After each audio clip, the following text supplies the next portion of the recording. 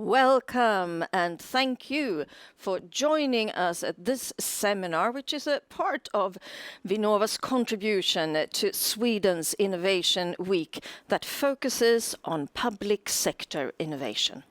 My name is Jenny Engström and I have the honor to moderate this super exciting seminar with this super exciting panel, I would say. The seminar is Innovation in Nordic Public Sector. Today's seminar will have a special focus on futures thinking as a tool or a mindset to strengthen public sector innovation. And we will hear about words like anticipatory innovation, weak signals, horizon scanning, foresight, speculative design, missions, and much more. How can we, as we say, leading from the future, help us become more strategic today? We have the great pleasure to learn more about all of this from today's Nordic panel. Sara Gry Strigler, Danish Design Center, warm welcome to you. Matti Kuivalainen, Ministry of Finance, Finland of course. And Joakim Skog, Vinnova, Sweden's Innovation Agency. Warm welcome to all of you in the panel.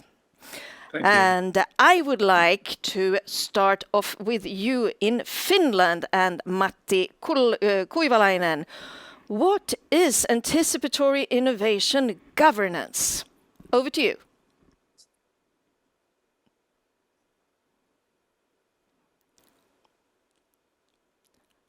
And we will see when we have a little bit of sound as well here. Let's try. There you are, Matti. Very good. Thank you. Thank you, Jenny. Thank you, Jenny. I think now it's working. Can you see my slides? Yes. Yes. I work for the Ministry of Finance in the Finnish public sector. And as you know, the public sector innovation is a novel approach that has implemented, had impact, and has somehow changed public values. Innovation often answers to the challenges and opportunities ahead. Oh, wait a minute, I can't see the presentation. It's okay. Opportunities at hand, but innovation can also anticipate future and create new opportunities in both the public sector and the society as a whole. And as public sector and society are dealing with a scarcity of resources, both natural and human, and we are simultaneously trying to promote ecological, economic, and social sustainability, innovation is a must. How can we ensure the continuity of welfare state in such a situation that we are at the moment without innovation, and especially public sector innovation? This is a kind of modifying of OECD slogan, better policies, better lives. We are talking in Finland about better anticipation and better decisions. And I think all the governments are anticipating all the time, but are we making the most of the present to prepare and shape the future to the kind of direction that is wanted by us? And the OECD ran a project in Finland, funded by the European Union, to assess the Finnish system and how are we actually doing in the realm of anticipatory innovation governance.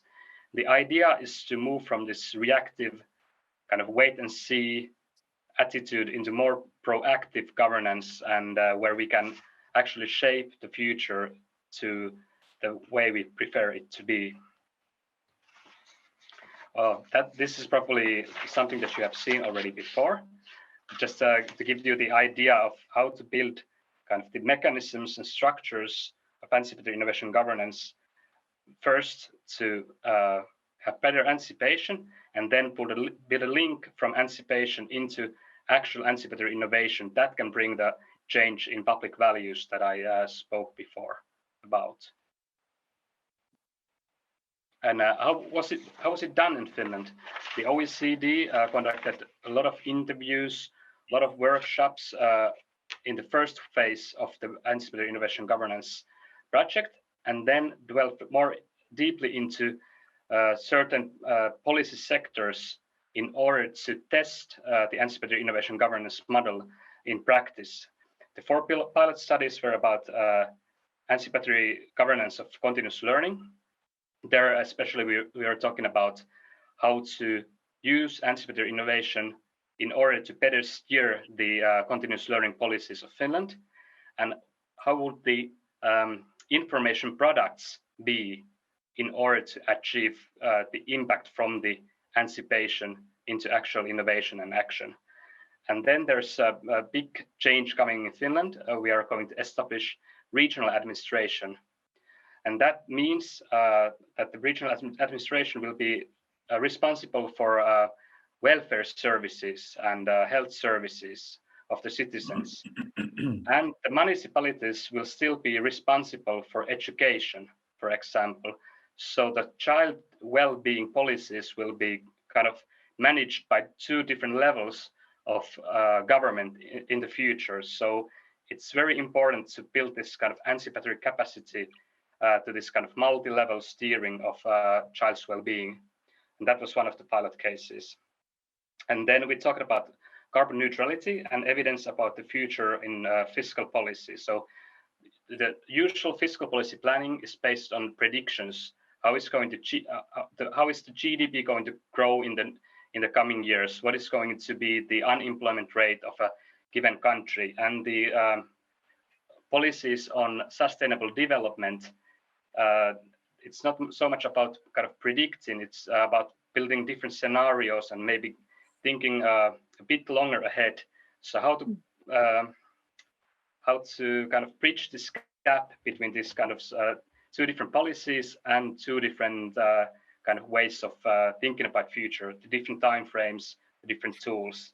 And then we had a bonus pilot about political administrative collaboration in the field of anticipatory innovation. And this was about how to get the politicians and the senior civil servants to have more dialogue, more future-seeking moments together, and build that kind of capacity and understanding.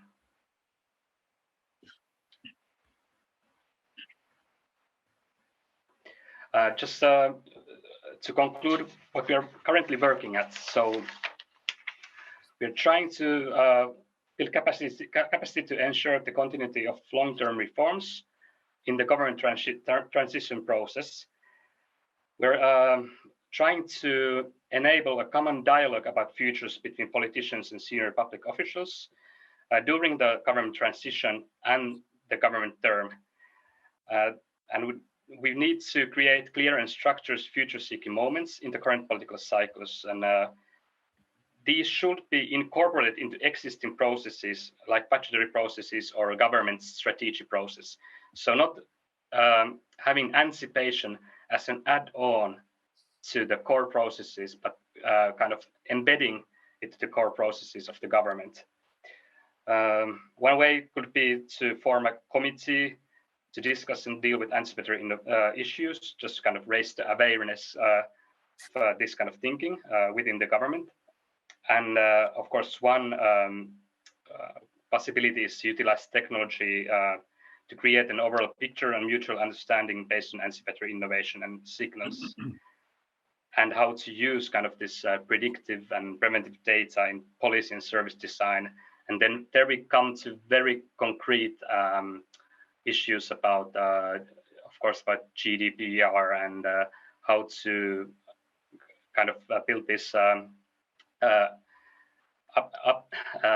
these interfaces between different data registers, between different organizations, in order to be able to use the data to the full potential of it. And of course, what we are currently working at is based on what the OECD proposed for us, but we are going to do so much more in the coming years. These are just kind of, for the next 6 months, our top priorities. And if we are able to solve some of these, then it's easier to continue working on anticipatory innovation governance in the future as well. Thank you. I will hand it to the next speaker. Thank you, Matti, and very interesting, all of this with anticipatory innovation. It's a bit hard to get your head around what anticipatory innovation is, but we are going to have two more speakers who are going to talk about futures and so on. So we will all take a deep breath and continue to learn about anticipatory innovation. And Joachim, now it's your turn to talk about futures thinking and speculative design. So over to you, Joachim. Thank you very much, Jenny. And Matti, I just must say that one thing that stuck is that it should not be an add-on, but actually embedded. I'd love to hear more about that later. But thank you very much for having me. My name is Joachim Skog. I am the strategic area lead for the team called Futures Area. So we're set on the soil of this earth to experiment and explore how we can innovate, how we innovate and lead from the future. And leading from the future, that's another way of saying that we need all to become future thinkers and utilize the tools and methodologies embedded in strategic foresight and anticipatory innovation. And why is that? Because the future is nothing that just happens to us. We create the future. We create the future with our intent, and we need to get our heads around that. So today I'm going to spend my last 9 minutes on three very practical examples on how we do this at Vinnova. One most internal example, one internal external example, and then finally one how we fund other external projects in exploring how we can lead from the future. So our first one is really low-hanging fruit. What we're talking about here is training, because we need to start at the base. If we are going to help out Sweden becoming a nation that leads from the future, well, then we at Vinnova, we need to know what we're doing. So there's a course on the online education platform Coursera that the Institute for the Future has put out there for us all to enjoy. It's called Futures Thinking. It's a 5-month course. It requires you to spend some 10 to 15 hours every month. And it's really a comprehensive, but it's not a hard education. It gives you a perfect introduction to future thinking. Lots of methodologies, lots of tools. You get the theories behind them, the neurology explanation, as well as how it all works from an educational perspective. But also you get lots of cases, lots of signal scanning and horizon scanning and scenarios that's embedded in this course. So this was really simple. I just asked my colleagues, who's going to join me on taking this course? And I got 15% of my colleagues joining in, which was really nice. So we got 35 colleagues joining in. And the only thing we did, apart from just doing the course, was that we arranged this study circle meetups. So every second Tuesday, actually today it's every second Tuesday, because after this meeting, we're having a study circle meetup. We meet up and just discuss whatever we have learned during this week or the last few weeks. And I was expecting that the ripple effects of this education and training was going to come after examination, after 5 months at best. It turns out that only after a few weeks of this training, one other area used tools in this education and incorporated them into a call they were designing just then. And another team was using signal scanning tools that they learned from this course in another project they were doing. So it's a really practical course, really easy to get going with your organization, given that you take this course. So I can highly recommend you to check this out. So my next example is, something we call Foresight Wednesday. So every last Wednesday, every month, we host something called Foresight Wednesday.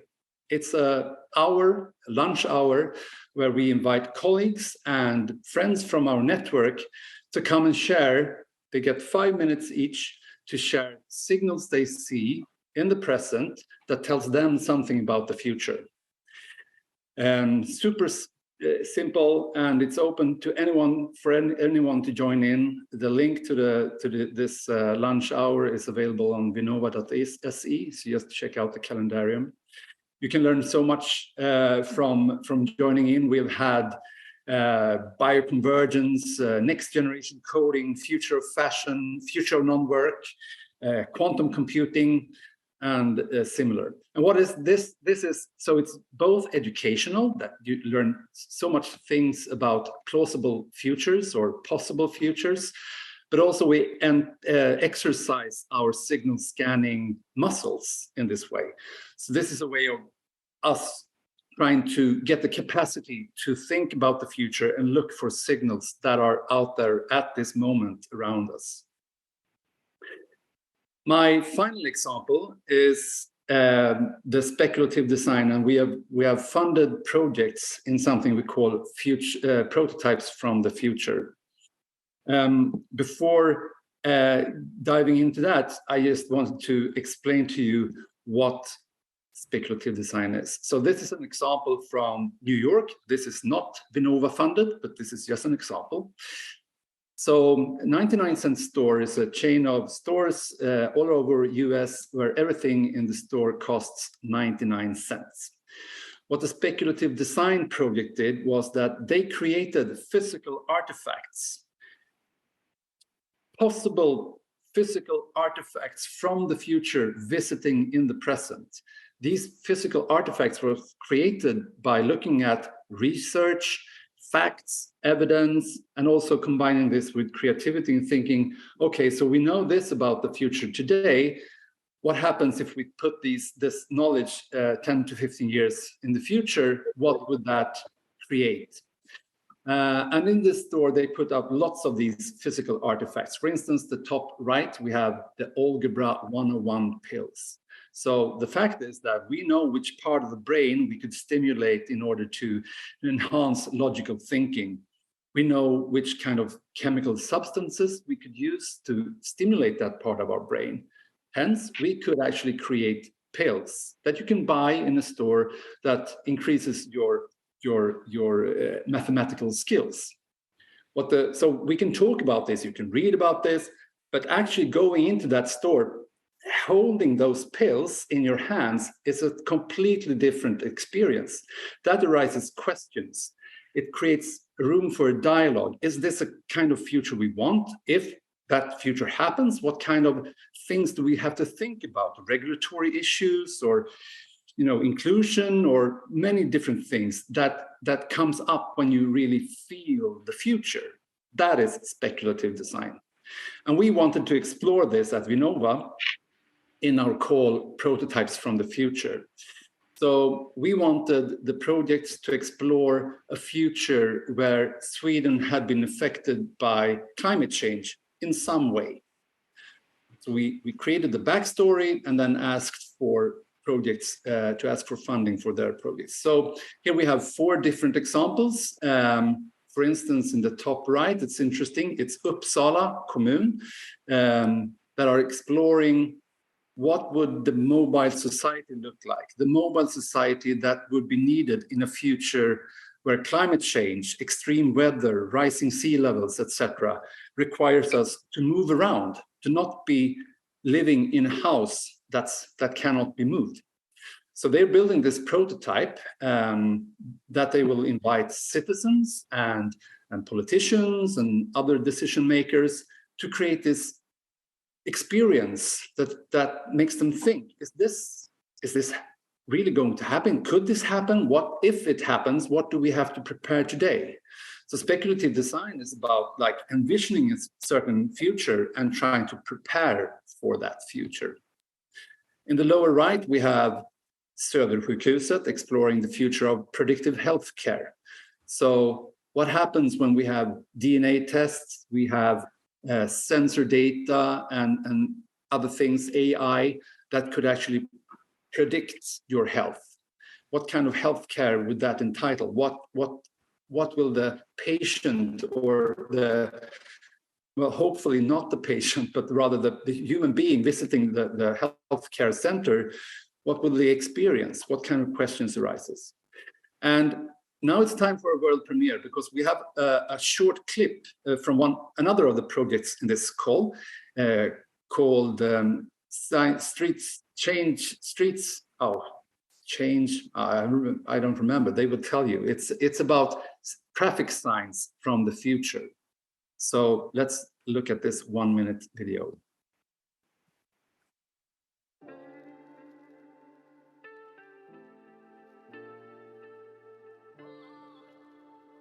We're building basically a set of signs that speak to a lot of different futures and a world that is shaped by climate change. We understood that the street sign is really a super nice, like surface area for people to engage and start in becoming interested and understanding as well their power in the future, which is our reason for all of this. So what we're super passionate about is really activism, because the problem with the future is that nobody wants to take ownership of it. It's something that is distant to us.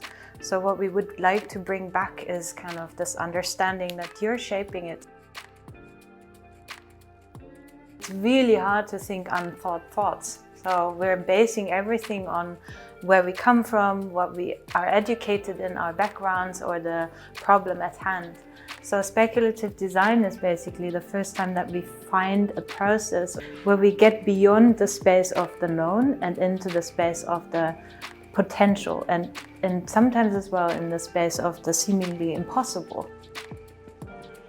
I really would love for people to deeply understand that the future is for them to own and to shape. It's a discussion that is ongoing. Let's please not get the planet go to shit. But the platform we're proposing here is mainly to really get from the space of, oh, this is happening, to what does this mean to me?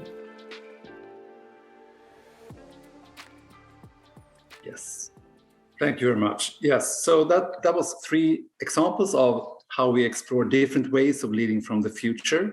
We have the online course at Coursera from Institute for the Future. We have Foresight Wednesday. I wish you would come and say hello, or just do your own sites about the future. And finally, Prototypes from the Future, our current running funding. We might get that prolonged next year. We'll see about that. But that's how we try to build capacity to lead from the future, because the future is nothing that happens to us, but it's something that we create together. Thank you very much. Thank you, Joachim. Speculative design really makes you think about things. And we are still trying to grasp all of this immense space that opens up when we take ownership over the future. So back to here and now. From Sweden, cross the bridge to Denmark and the Danish Design Center. Sara Gry Strigler, and you are on a mission. The floor is yours. Thank you so much, and thank you for inviting me to share just a glimpse of our work at the Danish Design Center. So I'm Sarah. I'm a director at the Danish Design Center. I'm working on our social transition. We are at the Danish Design Center a partly public-funded foundation operating within the 3 fields of expertise of social transition, green transitions, and digital transitions. And we see ourselves as this midfield player, working with both public organizations and foundations, and of course private companies and civil society. So hopefully this works. Yeah. So when you think about the future, so we have already talked a lot about the future, and I'm really thrilled to be in the room with these very wise guys. And I really want to join the Wednesday futures thing, Joachim. That would be great. But when you think about the future, you might feel a bit torn, as I do. On the one hand, I feel like new events keep turning my notion of about the world upside down. For the past, 3-4 years, it sort of showed us that this great sense of uncertainty is actually, influencing our lives, both our professional but also our personal lives. Of course, the Brexit, the pandemic, the invasion of Ukraine, and the gas leakage just last week. So at that point, I really feel that the world is really uncertain. At the same time, I feel like I have boarded this plane, and the pilots have set in the course, and there's nothing I can really do. And even if I want to, and even if there's a strong wind outside, it sort of shakes the plane, and I get that sense of fatalism. So the ambiguity of looking into the future is actually both uncertain and predetermined. So when we ask our collaborators about the future, it tends to fall into sort of two categories. And now I'm generalizing a little bit here, but one category is that people imagine the future to be the same society, but with really advanced technology, or that it's sort of, it has all fallen apart, and we are in a total meltdown, and this apocalyptic scenario where we didn't make it. Of course, that's not something that we want. We want a more nuanced perspective. We want to ask more wise questions about the future. But the question actually becomes, do we really have the ability to imagine things to be very different? Or do we need to spark our imagination to challenge the existing structures and systems? And that's something that we work with at the Danish Design Center when we work mission-oriented within different areas. And we're trying to address these large societal challenges that we are seeing and that we are facing not only in Denmark, but also globally across the globe. So we're trying to shift our mindsets, and of course also the people that we're working together with into working very differently. So it's much more about shifting into thinking about creating markets together with the willing. It's about utilizing that uncertainty to create an opportunity space and really leveling the sort of the innovation height and really look for the new radical questions, but also radical new solutions. And it's really about tilting towards a direction, and that's what we call working mission oriented. And I think that probably many of you know this. Sorry, I just need to have my slides here. So that's the shift. There we go. So captured in a model, it means that when we work to create impact, we work with these three dimensions. So we work to mobilize the ecosystem, and we work to build capacity within the existing system across many different stakeholders, and we work to create and set a new direction. And to us, it's really about not finding the solution, but it's about opening up the opportunity space, because we believe that there isn't just one solution to these large challenges that we are facing. We have to look for many different new components to shift into new systems and work with the systemic change as well. And we do this with utilizing the methodology from futures thinking, from design, the very tangible, the very concrete way of understanding the future and making things something that we can relate to. And then we use stories. We use storytelling as a way to sort of get the sense of understanding and to really immerse into the future and into different alternative futures to sort of look for the blind spots that we have.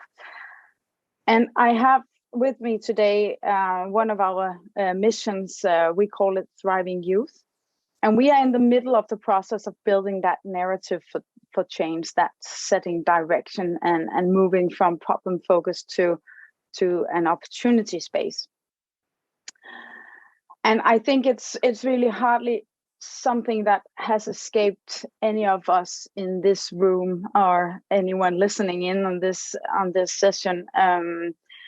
The numbers are very discouraging.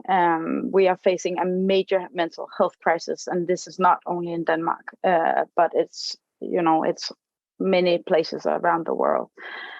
And what we see is that this crisis is not really bound into specific backgrounds and life routes, but it's everywhere in society, as we see. And one of the things here, there's this of course the thing that there are consequences for the individual right here and right now, and of course we need to tackle that, but we haven't really seen the big consequences of this crisis yet. So in short term, we see that it sort of gives a continued increased pressure on our psychiatric system, and which is already really under a massive pressure, and it has been under prioritized in Denmark for years. And we also see a large increased pressure on our primary schools, on our educational institutions, and on the municipalities to offer more interventions and treatments to the many children and young people that doesn't thrive. So this is sort of the short term, but in the long run, it can really also have an impact on the number of young people who actually complete education, who actually enter into the labor market. And of course, that also have an impact on future generations of children and young people if their parents doesn't thrive. So in addition, there's another point I just want to make, and then I'll skip to the next slide, is that, I think it's really important that the business world should also be concerned about this, because how will the workforce actually develop if a whole generation doesn't thrive and doesn't succeed in, completing an education and the first years entering the labor market? How will they actually make sure to have the highly skilled workforce needed? So with this urgency and with this potential as well, because we see this as a potential, we set off in 2022, so in the beginning of the year, to create the mission, to create this mission that you see on the screen here.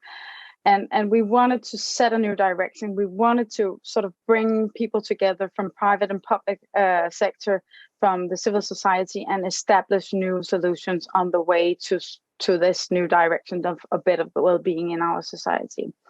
And as I said before, when we work mission-oriented, we work to build capacity, we will work to mobilize the ecosystem, and we work to set a new direction. And we started off setting the new direction, utilizing the future's tools and the design methodology into that work.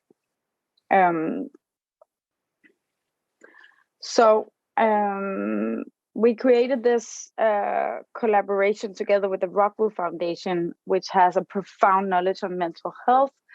And we set out to create this new ambitious visionary mission using futures thinking and scenarios, and also speculative design, as Joachim also mentioned in his presentation.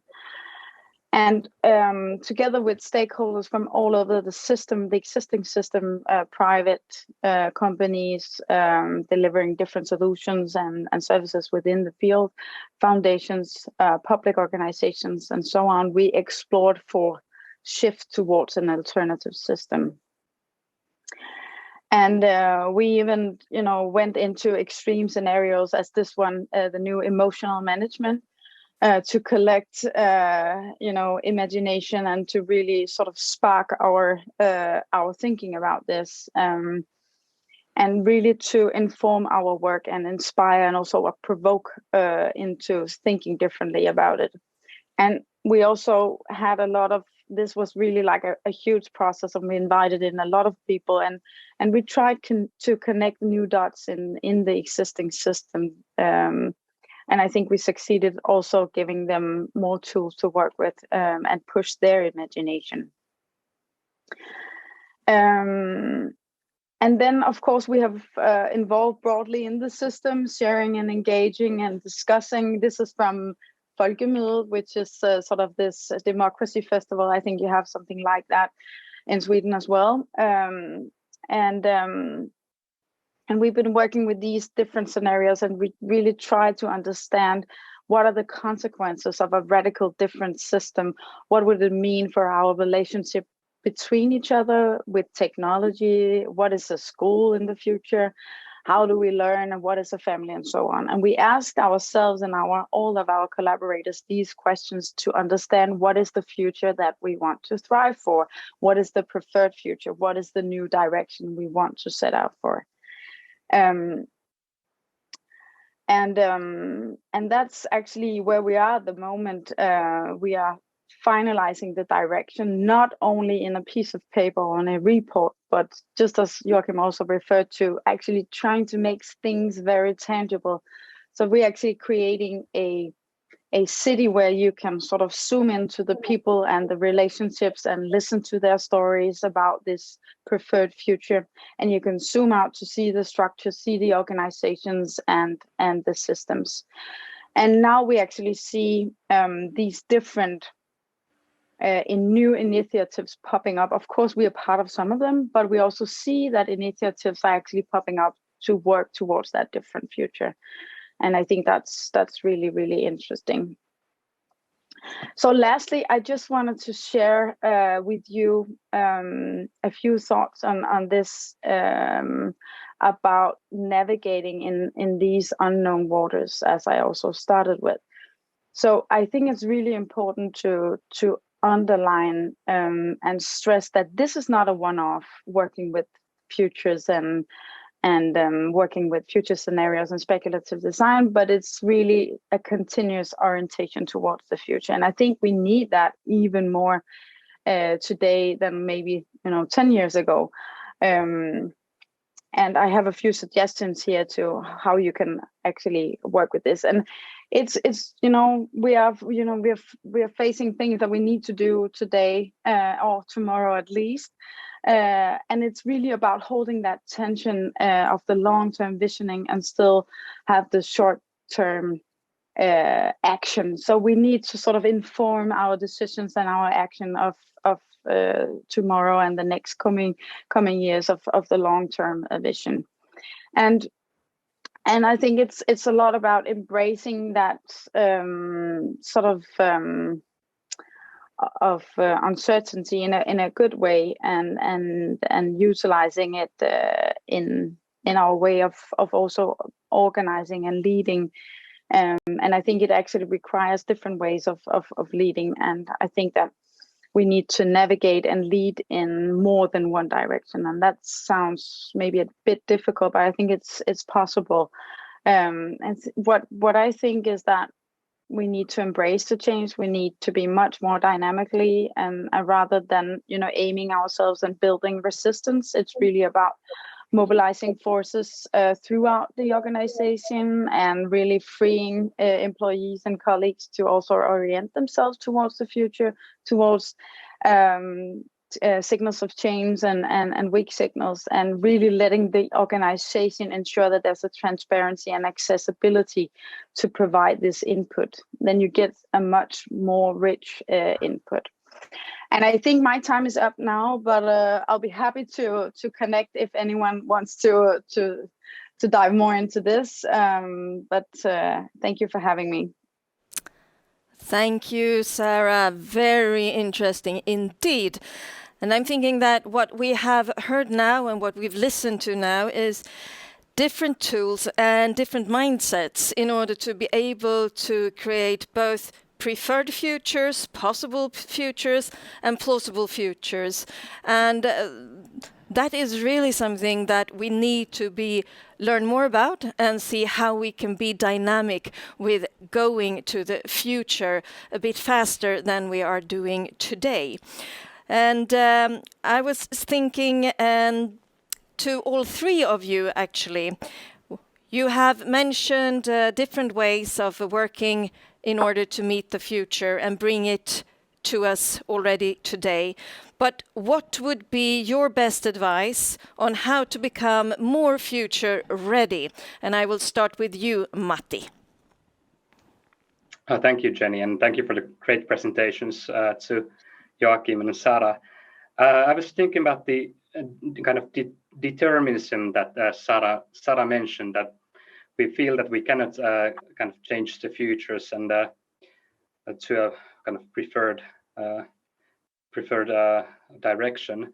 I think in Finland, at least, people are very consensus seeking, and that could be the case also in other Nordic countries, I don't know. But how to kind of break from the old ways of thinking and kind of the always coming into the solution that is right in the middle, how to give more room for smaller teams to explore and experiment for freely with new ideas. I think that would be one way to make us more future ready. And of course, to communicate the results from this smaller, a little free roaming teams to also decision makers, and to how to share the learnings. But that would be one solution to kind of break the cycle of being super consensus seeking all the time. Thank you. And Joachim, what would you say? I'm thinking that the plane that you're on, Sarah, with a predetermined destination or unknown destination, that could, I mean, you want to avoid future shock, right? Because being shocked by the future, wherever that plan lands, you should always be prepared for whatever it's outside the door of that plane. And that's a really interesting, I think that's a good analogy for how we have to become better at talking about the future, looking around us today and thinking, what does that mean that I'm seeing in the streets or reading in the news or hearing on the radio, whatever it is?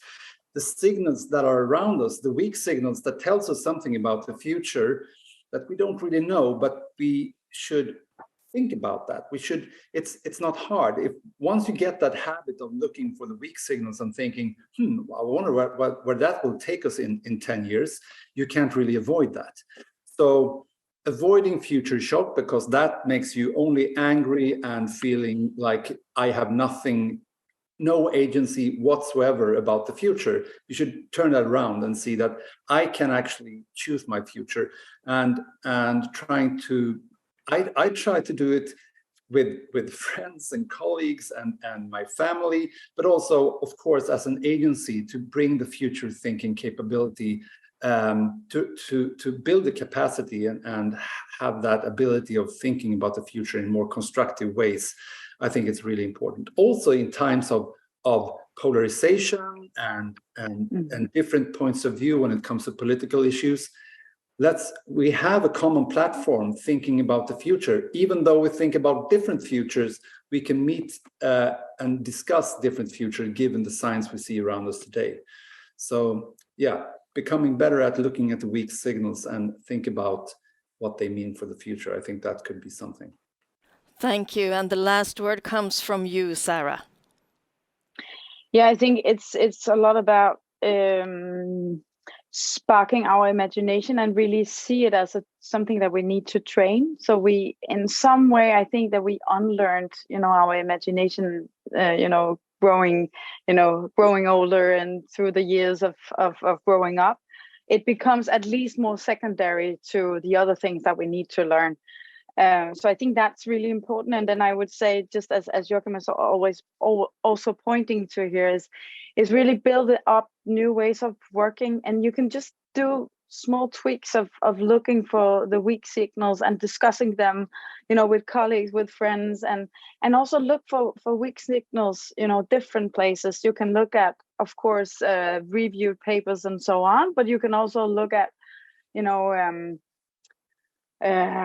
can look at the Netflix series, and you can look at art, and you can look at theater and so on. They can also provide some input and some food for thought in order to think radically different about our future.